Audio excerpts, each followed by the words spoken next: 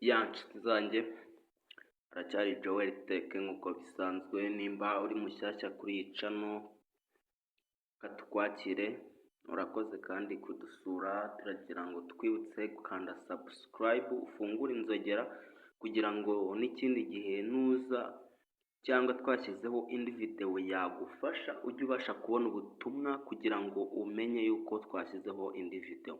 Nshuti zanjye ndagira ngo nimwibagirwe gukora like nimba mwakunze ibyo tubagezaho. Uyu munsi ngiye kukwereka uburyo ushobora gufata telefone yawe ugashyiramo indi setting, ku buryo setting ushobora gusangamo ibintu byinshi bitari biri muri setting usanganwe. Nk'uko mubibona iyi ni telefone yacu rero tugiye kwifashisha uyu munsi. Yego, ndagira ngo urebe akantu kandi ntucikwe nshuti zanjye, mba nabitayeho nkabakorera video nk'ingiyi kugira ngo igire icyo ibafasha. Okay, nk'uko mubibona ngiyi setting yacu, turaza tuyikandeho hano, then scrolling ujyana down, ubwo ni scrollinga nyine ujya hepfo. Yego, ariko ndizera muri kubibona bigaragara se. Then uraza ukande kuri system aka hasi, then njyewe urabona yuko gusa nyine ino setting urundi nsanzwe nyifitemo. Noneho tusubire inyuma nkwereke uburyo nawe ushobora kuyishyirira muri telefone yawe. Uraza handitse hano my phone, ubwo hano turi kuri Infinix 7. ubwo n'abafite indi telefone murareba ahantu handitse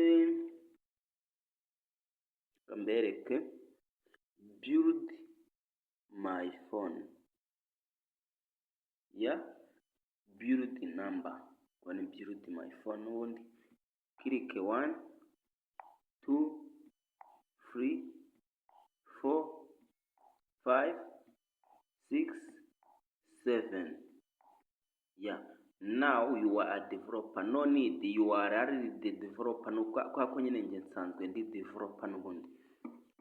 Tumaze gukora ibi, ubu bivuze ngo wowe uri kubikora aka kanya kuko usanzwe ntabyo ufitemo n'ubundi, nawe uraza guhita usanga wagize setting yindi.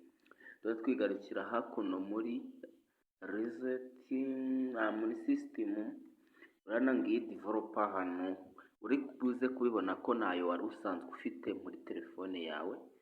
Then ukikeho nk'uko mubibona, dore ni setting ikubiyemo ibintu byinshi cyane.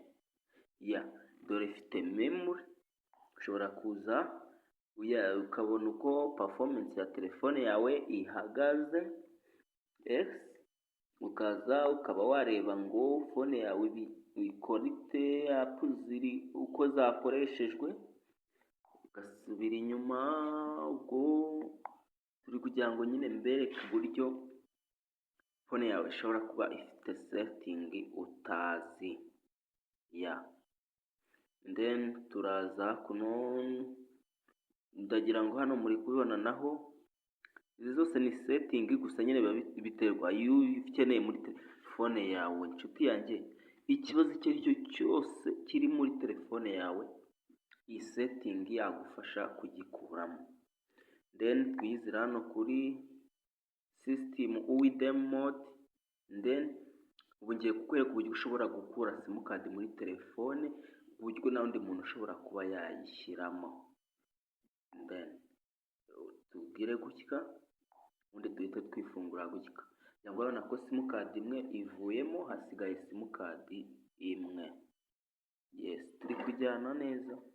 Dore hahise hazaho akantu ka wifi nk'aho turi gukoresha wifi. Dore muri kubibona, dore nongere mbikuremo, dore ngira ngo murabibona ko simukadi zigarutse. Nshuti zanjye rero, ndagushimira cyane wowe twabanye muri ino video, kandi ndakeka nawe hari icyo bikumariye.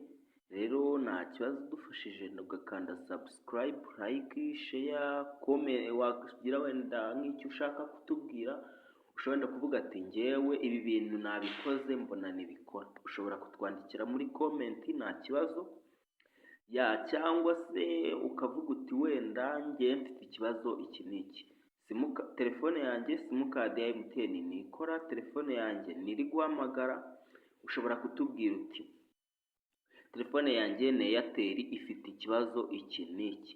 Ikibazo telefone yawe yaba ifite icyo ari cyo cyose turagufasha kugikemura. Sawa, murakoze, bye bye.